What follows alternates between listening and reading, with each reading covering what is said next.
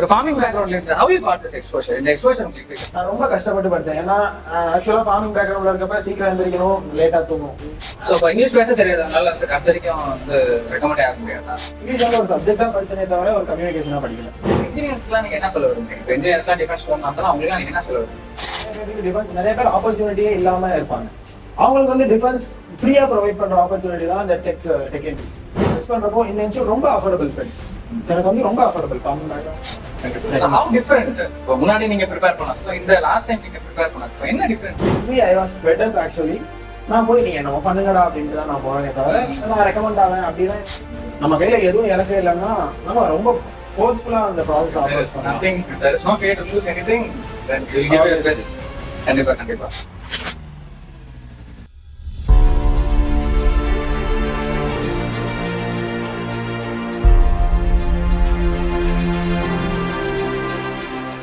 Hello everyone, welcome to national defence institute.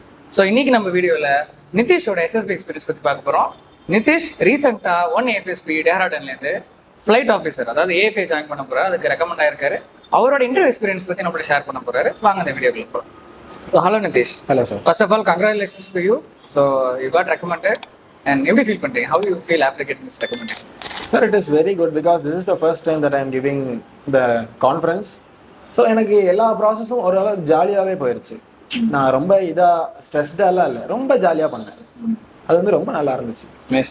ஃபுல்லாக அதை பற்றி பேசலாம். முதல்ல உங்களை பற்றி ஒரு செல்ஃப் இன்ட்ரோ கொடுங்க. சார், என் பேர் நிதிஷ். ஸோ என் ஃபேமிலி வந்து ஃபார்மிங் பேக்ரவுண்ட் தான். நான் எங்கள் அப்பா அம்மா என்னை படிக்க வச்சது எல்லாமே ஹாஸ்டலில் தான். நான் வந்து இன்ஜினியரிங் முடிச்சிருக்கேன். ஸோ எனக்கு வந்து டெக் என்ட்ரிஸும் இருக்குது, ஆஸ் வெல் அஸ் எக்ஸாம் என்ட்ரிஸும் இருக்குது. நான் டெக் என்ட்ரி விட எக்ஸாம் என்ட்ரிஸ் தான் ரொம்ப ப்ரிஃபர் பண்ணேன். ஏன்னா எனக்கு ஏர்ஃபோர்ஸில் ஜாயின் பண்ணணும்னு ரொம்ப ஆசை. ஸோ அதனால எக்ஸாம் என்ட்ரிஸ் ஆஃப்கேட் எனக்கு ரொம்ப ஈஸி. ஏன்னா நான் மேக்ஸில் கொஞ்சம் நல்லா பண்ணுவேங்கிறது. இது ரொம்ப சூப்பராக இருந்துச்சு சார். ஏன்னா கண்டினியூஸாக 6 ஸ்க்ரீன் அவுட்ஸ், அதில் 2 வந்து டெக் என்ட்ரி, 4 வந்து எக்ஸாம் என்ட்ரி தான் கொடுத்தேன். ஸ்க்ரீன் அவுட்க்கு அப்புறம் first time you got screen and you got recommended. Yes sir. That's really good. So இப்போ நீங்கள் தான் சொன்னீங்க நீங்கள் from farming background. Yes sir. ஒரு ஃபார்மிங் பேக்ரவுண்ட்ல இருந்து how you got this exposure? இந்த எக்ஸ்போஷர் உங்களுக்கு எப்படி கிடைச்சது? டிஃபென்ஸ் வரணும். So what is the reason? என்ன காரணத்தால நீங்கள் டிஃபென்ஸ் ஜாயின் பண்ணுங்க? சார், எனக்கு வந்து டிஃபென்ஸ் ஃபோர்ஸஸ் வந்து டே டு டே அப்டேட் பண்ணிகிட்டே இருக்காங்க. அவங்கள ஆஃப்டர் இன்ஜினியரிங் வந்து என்னோட ஃபேமிலி சுச்சுவேஷனால நான் இன்ஜினியரிங் குவிட் பண்ணிட்டேன். நான் ஃபார்மிங் தான் பண்ணிட்டு இருந்தேன். ஸோ அதனால திரும்ப நான் இன்ஜினியரிங்கை பற்றி நிறையா படிக்கணும்னா 2 டிபார்ட்மெண்ட்ஸ் இருக்குது. ஒன்று வந்து பிஎஸ்யூஸ், அப்புறம் வந்து டிஃபென்ஸ் ஃபோர்ஸஸ். கம்பேரிட்டிவ்லி பிஎஸ்யூஸ்க்கும் டிஃபென்ஸ் ஃபோர்ஸஸ் அவங்கள டே டு டே லைஃப்பில் நிறைய அப்கிரேட் பண்ணிகிட்டே இருக்காங்க. அவங்களுக்கு இன்ஜினியர்ஸும் ரொம்ப தேவைப்படுது. சரி, அதனால தான் நான் இந்த ஃபீல்ட் சூஸ் பண்ணேன். நைஸ். ஸோ இதை பார்த்துட்டு இருக்க வியூவர்ஸ்க்கும் தெரிஞ்சுக்கலாம். ஸோ இன்ஜினியரிங்கில் வந்துட்டு நீங்கள் எடுத்தீங்கன்னா நாட் ஜஸ்ட் இன்ஜினியரிங் முடிச்சு நீங்கள் எம்டெக் இல்லை எம்எஸ் பண்ணுறதுலாம் தாண்டி இன்ஜினியரிங் முடிச்சிங்கன்னா you have a good scope for this defence forces also. So இது ஒரு நல்ல ஐ ஓப்பனாக இருக்குன்னு நான் நினைக்கிறேன். குட். ஸோ அதுக்கப்புறம் நீங்கள் உங்களோட காலேஜில் முடிச்சதுக்கப்புறம் இந்த எக்ஸாம் ப்ரிப்பரேஷன் ஸ்டார்ட் பண்ணதுக்கப்புறம் how you ended up in India? இப்போ நம்ம இன்ஸ்டியூட் பற்றி எப்படி தெரியும்? How you ended up in India? Sir, நான் ஃபர்ஸ்ட் எக்ஸாம் கொடுத்தது வந்து 1/2023, ஆஃப்கேட் 1/2023. அந்த எக்ஸாமில் என்னோட ஸ்கோர் வந்து 151, கட் ஆஃப் வந்து 156 இருந்துச்சு. நான் ரொம்ப கஷ்டப்பட்டு படித்தேன். ஏன்னா ஆக்சுவலாக ஃபார்மிங் பேக்ரவுண்டில் இருக்கப்ப சீக்கிரம் எழுந்திரிக்கணும், லேட்டாக தூங்கணும், இதுதான் எங்களோட பேசிக் ரொட்டீனாக இருக்குது. நான் இந்த டைமில் வந்து படிப்புக்கும் செலவு பண்ணணும்னா நான் காலையில் ரொம்ப சீக்கிரம் எழுந்திரிக்கணும், தூக்கம் இல்லாமல் ரொம்ப கஷ்டப்பட்டேன். எங்கள் அப்பாவும் சொன்னார், வெளியே போ, உனக்கு டைம் இருந்துச்சுன்னா அங்கே நல்லா படிக்கலாம். அவங்க எனக்கு ரொம்ப சப்போர்ட்டிவாக இருந்தாங்க. சரி, அதனால நான் கூகுளில் சர்ச் பண்ணுறப்போ எனக்கு நிறையா டிஃபென்ஸ் இன்ஸ்டியூட்ஸ் தமிழ்நாட்டில் கிடைச்சது. அசஸர்ஸ் தான் எஸ்எஸ்பிக்கு ரொம்ப முக்கியம் இல்லை. ஸோ அவங்க தான் நமக்கு ஒரு எக்ஸ்போஷர் கொடுப்பாங்க, ஒரு இன்ஸ்டியூட்டாக இருந்தாலும். கண்டிப்பாக. அதுவும் இல்லாமல் நான் சர்ச் பண்ணுறப்போ இந்த இன்ஸ்டியூட் ரொம்ப அஃபோர்டபுள் ப்ரைஸ். எனக்கு வந்து ரொம்ப அஃபோர்டபுள். ஃபார்மிங் பேக்ரவுண்டில் இருந்து வேரியஸ் எத்தனைசிட்டியில் இருந்தாலும் இந்த இன்ஸ்டியூட் ரொம்ப அஃபோர்டபுள். அசஸர்ஸோட ப்ரொவைட் பண்ணுறாங்க. நம்ம எத்தனை நாள் வேணால் இங்கே படிச்சுக்கலாம், கிளியர் பண்ணுற வரைக்கும் படிச்சுக்கலான்ற ஒரு ஸ்கீம் இருக்குது. சரி, அதனால தான் இந்த இன்ஸ்டியூட் நான் செலக்ட் பண்ணேன்.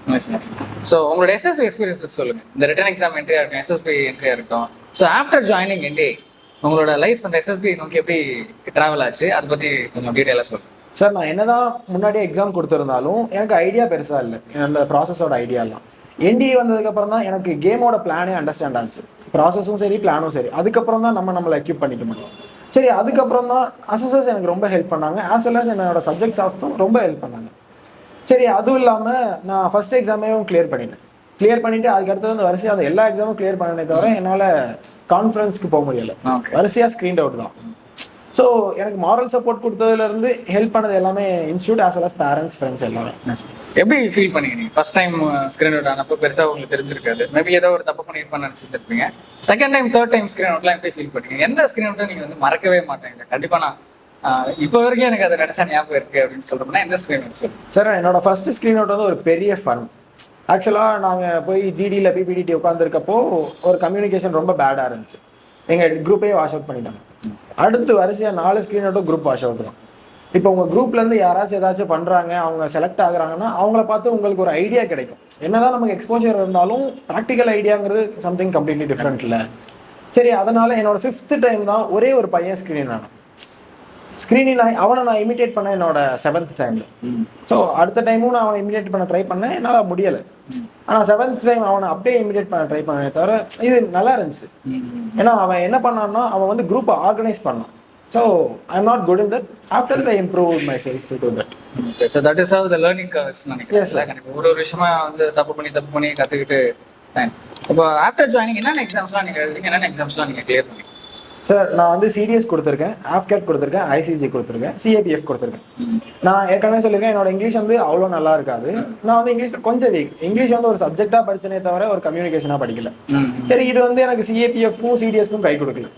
ஆனால் ஆஃப்கேட் வந்து அப்படி இல்லை. மேக்ஸும் ரீசனிங்கும் இருக்குது, ஐசிஜியும் மேக்ஸும் ரீசனிங்கும் இருக்குது. இதில் வந்து எனக்கு ரொம்ப ப்ரொசீஜர் ஃபாலோ பண்ணுறவங்களாம் இல்லை. நான் ஆப்டிடியூடுக்கும் ரீசனிங்க்கும் எல்லாமே பேசிக்ஸ் தான், லாஜிக் மட்டும்தான். சரி, அதை யூஸ் பண்ணி நான் இந்த எக்ஸாம்ஸ் எல்லாம் கிளியர் பண்ணேன். ஓகே, சின்ஸ் நீங்கள் வந்து இந்த கம்யூனிகேஷன் வந்து நான் அவ்வளோ பெட்டராக இல்லைன்னு நீங்கள் மென்ஷன் பண்ணாலும் கேட்குறேன். கம்யூனிகேஷன் வந்து எவ்வளோ முக்கியம் நினைக்கிறீங்க? இப்போ வந்து இந்த நிறையா இப்போ பார்க்குற வியூவர்ஸாக இருக்கட்டும், இல்லை ஸ்டூடெண்ட்ஸ் நிறைய பேர் என்கிட்ட கேட்குற எல்லாமே, சார் நான் வந்து இங்கிலீஷில் வந்து ரொம்ப வீக்கு, நான் இங்கிலீஷ் எனக்கு சரியாக பேச தெரியாது. ஸோ இப்போ இங்கிலீஷ் பேச தெரியாதனால வந்து கடைசி வரைக்கும் வந்து ரெக்கமெண்டே ஆக முடியாதா? இப்போ அந்த மாதிரி ஒரு டவுட்ஃபுல்லாக இருக்கவங்களுக்கு என்ன நீங்கள் சொல்லுங்கள்? சார், அப்படின்னா இந்த தடவை நானும் ரெக்கமெண்ட் ஆகிருக்க மாட்டேன். என் இங்கிலீஷ் இப்போயும் ரொம்ப குட்டெல்லாம் இல்லை, ஐ கேன் மேனேஜ், அவ்வளோதான். அப்படிங்கிற நமக்கு ஹிந்தி தெரியாது சார், அது ஒரு நல்ல வந்து பேக்ரவுண்டில் கொஞ்சம் அஃபெக்ட் பண்ணும். ஏன்னா நம்ம வெளியே போகிறப்போ நமக்கு ஹிந்தி தெரியலங்கிறப்போ நம்ம அண்டர் கான்ஃபிடென்ட்டாக இருப்போம். ஏன்னா நம்ம ஒரே ஒரு மோட் ஆஃப் கம்யூனிகேஷன் இங்கிலீஷில் மட்டும்தான் பண்ணியாகும். அப்போ நமக்கு இங்கிலீஷும் தெரியலன்னா கொஞ்சம் அண்டர் கான்ஃபிடென்ட்டாக ஃபீல் பண்ணும். ஆனால் அது நமக்கு ஒரு நல்ல சேலஞ்ச். இங்கிலீஷே தெரியலனாலும் நம்ம எவ்வளோ கான்ஃபிடென்ட்டாக இருக்கோங்கிறத நம்ம அசஸர்ஸ்க்கு காட்டலாம். அது உங்களுக்கு ரொம்ப ஹெல்ப் பண்ணும். ஸோ இது நார்மல் தான் சார். இங்கிலீஷ் ரொம்ப தெரியணும்லாம் அவசியம் இல்லை. நீங்கள் என்ன சொல்ல வரீங்களோ அதை பேசிக்காக அப்படியே கன்வே பண்ண தெரிஞ்சால் போதும். நீங்கள் டென்ஸ் பார்க்க தேவையில்லை, ஆக்டிவ் வாய்ஸ் பேசிவ் வாய்ஸ் பார்க்க தேவையில்லை, ஜஸ்ட் கம்யூனிகேட், அவ்வளோதான் போதும். அதுவே போதும், எஃபெக்டிவ் கம்யூனிகேஷன், அவ்வளோதான் சார். ஸோ அதை பார்த்துட்டு இருக்கவங்களுக்கும் தெரிஞ்சிருக்குன்னு நினைக்கிறேன். English is needed, but it is not that நீங்கள் வந்து ஃப்ளூயண்ட்டாக பேசணுன்ற எந்த அவசியமும் கிடையாது. கிளாரிட்டி, நாட் ஃப்ளூயன்சி, அதுதான் ரொம்ப முக்கியம் நினைக்கிறேன். We can both agree this thing. Sir, so அந்த மாதிரி ஒருத்தர் வந்து நம்ம முன்னாடி உட்காந்துருக்காரு.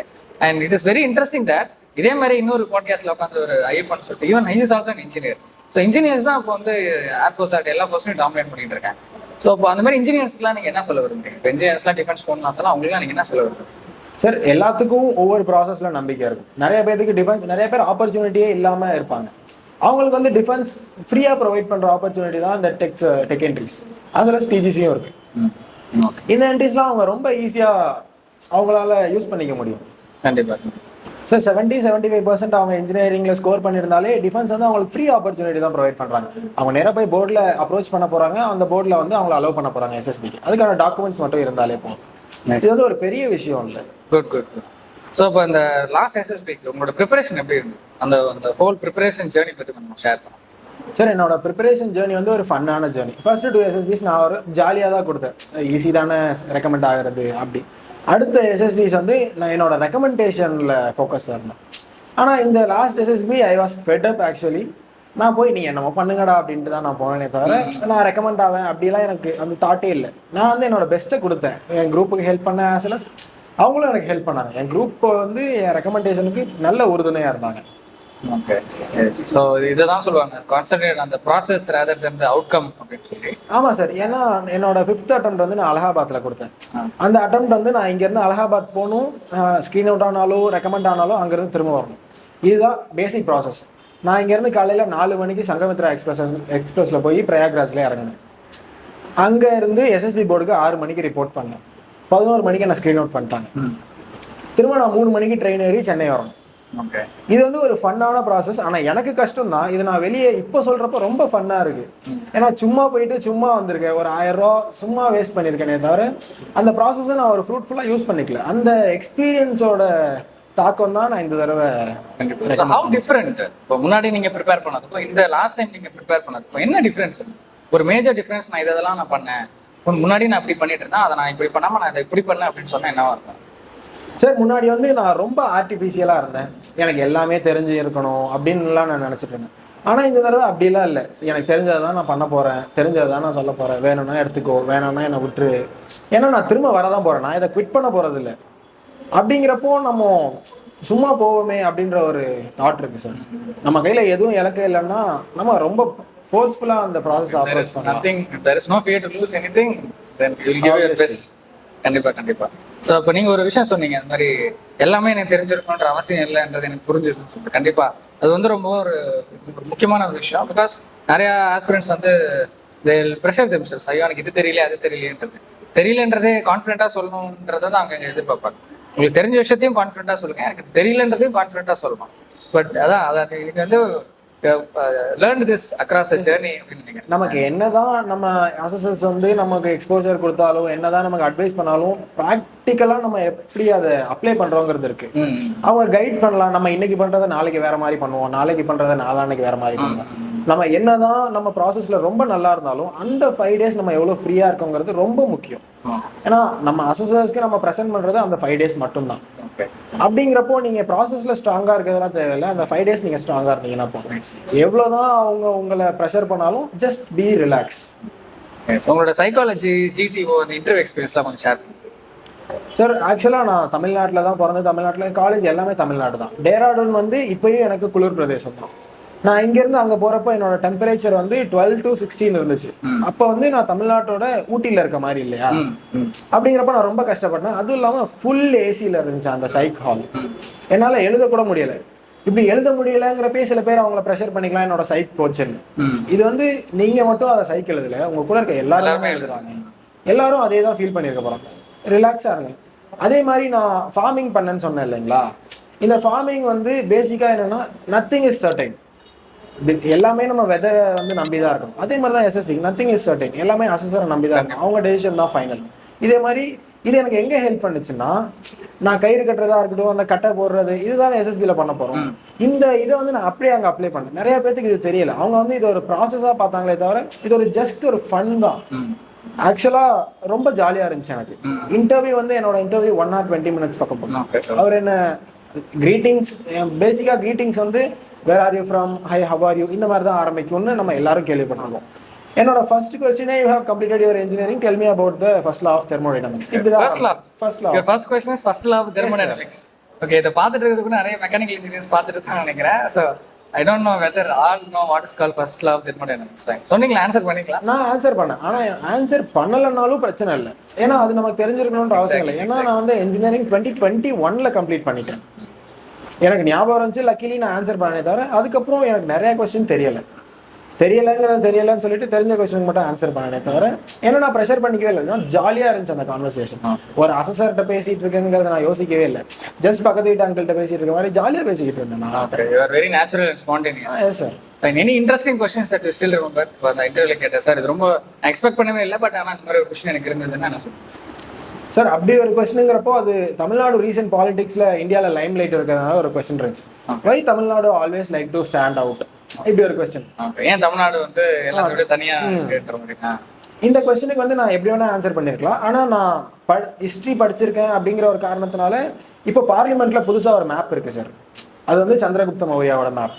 அதுலயும் பாத்தீங்கன்னா சந்திரகுப்த மௌரியா நிறைய பிளேசஸ் ரூல் பண்ணாரே தவிர தமிழ்நாடு அவர் ரூல் பண்ணவே இல்லை. இதை கொஞ்சம் நீங்க கொண்டு போகலாம், இது கொஞ்சம் இன்ட்ரெஸ்டிங்கா இருக்கும். அதுவும் இல்லாம அவங்க ரீசன்ட் பாலிடிக்ஸை பத்தி தான் கேட்க போறாங்க, உங்க ஸ்டாண்டை பத்தி தானே அவங்க கேட்க போறாங்க. உங்களுக்கு வேலிடா இருந்துச்சுன்னா அவங்க அக்செப்ட் பண்ணிக்க போறாங்க. உங்க ஸ்டாண்ட் என்னவா இருந்தது, அப்படிதான் நாங்க இருப்போம் அப்படின்னு சொன்னீங்க சார். அப்படி இல்லை, தமிழ்நாடு வந்து இந்தியா விட்டு பிரிஞ்சு போகணும்னு என்னைக்குமே அவங்க கேட்கவே இல்லை. நாங்க இந்தியா கூடயே இருக்கோம், ஆனா எங்க தனித்தன்மையோட நாங்க வாழ்ந்துக்கிறோம்னு தானே கேட்டாங்க. இது ரீசனபிள் தானே, அவங்க அக்செப்ட் பண்ணலாம். So you said in our own way we want to be சொல்லிருக்கீங்க. ஆமா சார். அதுக்கப்புறம் ஏதாவது அந்த சப் क्वेश्चंस ஏதாவது கேட்டாரா? இல்ல, அதுக்கப்புறம் அவர் எதுவுமே கேட்கல. அதுக்கப்புறம் அவர் வேற டாபிக் போயிட்டாரு. ஓகே, வேற என்ன இன்ட்ரெஸ்டிங்கான क्वेश्चंस ஏதாவது? வேற இன்ட்ரெஸ்டிங்கான கொஸ்டின் பார்க்குறப்போ என்னோட ஃபேமிலியில் நிறைய கொஸ்டின்ஸ் இருந்துச்சு. பேசிக்கலி பார்த்தீங்கன்னா எங்கள் அப்பா வந்து நான் எங்கள் அப்பாவை பற்றி சொல்கிறப்போ அவர் டூ ரிலீஜியஸ்னு சொன்னேன். And also he is little short temper. இப்படிங்கிறப்போ உங்கள் அப்பாவோட லைக்கபிள் குவாலிட்டிஸ்ன்னு கேட்குறப்போ அது ரொம்ப நேச்சுரலாக இருந்துச்சு. ஏன்னா எங்கள் அப்பா வந்து அவரோட ஃபார்ம் ஆஃப் ஷோயிங் லவ்வே ஆங்கர் தான். இதை வந்து புரிஞ்சுக்கிறதுக்கே ஒரு டைம் ஆகும் பசங்களுக்கு. அதுவும் இல்லாமல் கண்டிப்பு தான் சார், அது ஒரு ஃபார்ம் ஆஃப் லவ் தானே. அதுவும் இல்லாமல் எங்கள் அப்பா எனக்கு எப்பயுமே இந்த ரூட்ல தான் போகணும் இப்படி தான் பண்ணணும்னு சொன்னதே இல்லை. நீ போ, அது கரெக்டாக இருந்துச்சுன்னா உனக்கு கிடைக்குமே தவிர இந்த தப்பா இருந்துச்சுன்னா நீ தான் உன்னை மாற்றிக்கணும்னு இருக்காரு. இது வந்து letting someone learn. This will also help you to learn some practical experience. So இதே தான் என்னோட அசஸர்ஸும் பண்ணாங்க. ஏன்னா நான் போய் அங்கே பண்ணுறப்போ எல்லாமே ப்ராக்டிக்கலாக தானே பண்ணணும். நான் தான் பண்ணணுமே தவிர என் பின்னாடி யாரும் இருக்க மாட்டாங்க. இது எனக்கு ரொம்ப ஹெல்ப்ஃபுல்லாக இருந்துச்சு. இந்த ப்ராசஸ் எல்லாம் நான் ஒரு காலத்தில் ஹேட் பண்ணேன், என்ன எங்கள் அப்பா எப்படி இருக்காரு, அசஸர்ஸ் எப்படி இருக்காங்க. ஆனால் this is one of the helpful process that I have went through. Okay. So ரொம்ப ஒரு பெரிய விஷயத்த ரொம்ப சிம்பிளா ரொம்ப சட்டிலா சொல்லியிருக்கீங்கன்னு நினைக்கிறேன். ஸோ ஹோப் இதை பார்த்துட்டு இருக்க எல்லாருக்கும் it will hit the right card அப்படின்னு நான் நம்புறேன். சரிங்களா? ஸோ இந்த ஹோல் ஜேர்னியில் Nitish, how NDA was helpful to? So நம்ம இன்ஸ்டியூட் வந்து எந்த அளவுக்கு உங்களுக்கு ஹெல்ப்ஃபுல்லாக இருந்தது நீங்கள் ஃபீல் பண்ணுறேன்? Sir, when I am starting I was a kid. எனக்கு இந்த ப்ராசஸ் பற்றி எதுவுமே தெரியாதுன்னு நான் அவங்ககிட்ட சொல்லியிருந்தேன். ப்ராசஸ் பற்றி தெரியாமல் இருக்கவங்களுக்கு ஒரு ப்ராசஸ் சொல்லிக் கொடுக்குறதே பெரிய சேலஞ்ச் தான். அதுவும் இல்லாமல் என்டிஏ வந்து டேரெக்டாக உங்களுக்கு எஸ்எஸ்பிக்கு மட்டும் ஹெல்ப் பண்ணுறதில்ல, ஆஸ் வெல் அஸ் அவங்க உங்களுக்கு எக்ஸாமுக்கும் ஹெல்ப் பண்ணுறாங்க. உங்களுக்கு எக்ஸாமுக்கு ஹெல்ப் பண்ணுறப்போ நீங்கள் எந்தெந்த இடத்துல ஸ்ட்ராங் எந்தெந்த இடத்துல வீக்குங்கிறது அவங்களால ஈஸியாக அனலைஸ் பண்ண முடியும். நீங்கள் அவங்க கூட ரொம்ப நேரம் டைம் ஸ்பெண்ட் பண்ணுற மாதிரி இருக்கும். அவங்களுக்கு ரொம்ப ஈஸியாக இருக்கும் உங்களுக்கு ஆன எக்ஸ்போஷர், உங்களுக்கு தேவையான எக்ஸ்போஷர் உங்களுக்கு கொடுக்குறதுக்கு. ஸோ இந்த ப்ராசஸ்லேயே எனக்கு ரொம்ப உறுதுணையாக இருந்தது என்டிஏ. கண்டிப்பாக. இந்த ஃப்ரெண்ட்ஸ் ஃபேக்கல்டிஸ்லாம் உங்களுக்கு எவ்வளோ ஹெல்ப்ஃபுல்லாக இருந்தாங்க இந்த ஹோல் ஜேர்னி? சார், ஹோல் ஜேர்னியில் பார்க்குறப்போ ஃபேக்கல்டிஸ் ரொம்ப ஹெல்ப்ஃபுல்லாக இருந்தாங்க. ஏன்னா இத்தனை நாள் இருந்திருக்கும் ஒரு ப்ராசஸ்லங்கிறப்போ அதுக்கு ரிசல்ட் இல்லைன்னா நம்ம ரொம்ப மாரலாக டவுனாக ஃபீல் பண்ணுவோம். ஒவ்வொரு தடவையும் கான்ஃபரன்ஸ் அவுட்டோ ஸ்க்ரீன் அவுட்டோ ஆகிட்டு எல்லாரும் வந்து அவங்க பார்க்குறப்போ இந்த ஃபீல்டை விட்டே போயிடலாம், இது ஒரு அன்சர்டைன் தான் எல்லாரும் நினைப்பாங்க. அந்த ஃபேக்கல்ட்டிஸ் தான் எங்களுக்கு மாரல் சப்போர்ட் கொடுக்குறாங்களே தவிர ஈவன் தோ பேரண்ட்ஸ் என்ன தான் சொன்னாலும் பேரண்ட்ஸ்க்கு இந்த அண்டர்ஸ்டாண்டிங் இருக்காது, இந்த ப்ராசஸோட அண்டர்ஸ்டாண்டிங். ஃபேக்கல்ட்டிஸ் ரொம்ப ஹெல்ப் பண்ணாங்க சார். ஏன்னா என்னோட 5th ஸ்க்ரீன் அவுட்லாம் சென்னையில் தான் நடந்துச்சு. 6th ஸ்க்ரீன் அவுட் ஆக்சுவலாக 6th ஸ்க்ரீன் அவுட்லாம் சென்னையில் தான் நடந்துச்சு. பிஎஸ்பியில் ஸ்க்ரீன் அவுட் ஆனேன். நான் அப்போ என்ன நினச்சேன்னா எல்லாத்தையும் விட்டுட்டு வீட்டுக்கே போயிடலாம், என்னால் முடியாது அப்படின்ற ஒரு எல்லாருக்கும் அந்த மாதிரி லோ பாயிண்ட் வரும், கண்டிப்பா வரணும் கண்டிப்பா. இந்த மாதிரி எல்லா ஆஸ்பிரன்ஸ் லைஃப் எடுத்து பார்த்தீங்கன்னா ஜென்ரலாகவே தெரியும். வெளியே ரெக்கமெண்ட் ஆனது இல்லை ஆஃபீஸர் ஆனது மட்டும் தான் தெரியும். இப்போ அவங்களுக்கு உள்ள போய் கேட்டால் தான் அவங்களுக்கு எவ்வளோ இந்த மாதிரி லோ பாயிண்ட்ஸ் ஃபீல் பண்ணியிருக்காங்கன்னு தெரியும். ஸோ இதை பார்த்துருக்க ஆஸ்பிரன்ஸ் யாராவது நான் இப்போ ரொம்ப லோ ஃபேஸில் இருக்கேன் அப்படின்னு நீங்கள் நினைக்கிறீங்கன்னா அதே மாதிரி உங்களை மாதிரி ஒரு லோ ஃபேஸில் இருந்து இப்போ இந்த இடத்துல ரெக்கமெண்ட் ஆகி நான் ஆஃபீஸராக போகிற இடத்துல ஒருத்தர் உட்காந்துருக்காரு, அவர் தான் அதை சொல்லிட்டு இருக்காரு. So this should be message, ஒரு யூனிவர்சல் மெசேஜ் உங்களுக்கு இது. This is the right time, don't quit it, you keep on continuing. Yes, good, continue. Sir, ஆக்சுவலாக அப்புறம் 6th ஸ்க்ரீன் அவுட்க்கு அப்புறம் பார்த்தீங்கன்னா நான் ஹிமாலயனில் போயிருந்தாங்க. நான் ஹிமாலயன் அது வந்து நியர் டு போர்ட், அங்கேருந்து நான் கிண்டி வரணும். ஹிமாலயன் பைக் சொல்கிறீங்க? ஆமாம் சார். ஆக்சுவலாக அங்கேருந்து இங்கே நான் வந்த வேகமும் ஓட்டிட்டு வந்த விதமும் எனக்கு ஞாபகமே இல்லை. ஏன்னா நான் அவ்வளோ டவுனாக இருந்தேன். என் வண்டி வந்து தாறுமாறாக இங்கே வந்திருக்கும். வந்து எல்லாத்தையும் விட்டுட்டு எங்கேயோ போயிடலான்டான்ட்டு என் பேக் எல்லாம் தூக்கி வீசிட்டு இன்ஸ்டியூட்டுக்குள்ள வந்து நான் இந்த இன்ஸ்டியூட் விட்டு கிளம்புறேன் அப்படின்றதான் என்னோட தாட். அப்போ வந்து எனக்கு ரொம்ப மாரலா டவுனா இருந்தேன். ஏன்னா ஒரு ப்ராசஸ்ல இருக்கோம்னா ஏதாவது ஒரு லைட் நமக்கு தெரியணும் இல்லைங்களா? எனக்கு ஒண்ணுமே தெரியல. ரொம்ப ஒரு டார்க்கஸ்ட் டனல் கூட sympathize with you. انا exam clear பண்ணி எக்ஸாம் அதுல செலக்ட் ஆகி தென் ஒரு ஸ்கிரீன் போறப்போ ஒரு ஆப்பர்ச்சுனிட்டி இல்லாம வெளியே வந்த மாதிரி ஒரு ஃபீல். ஆமா சார். ஸோ வந்து நான் அந்த ஸ்டாஃப் கிட்ட பேசுகிறப்போ ஆக்சுவலாக it is not respectful to talk with them like நான் இன்ஸ்டியூட் போகிறேன் என்னால் இங்கே இருக்க முடியல அப்படி தான் நான் சொன்னேன்.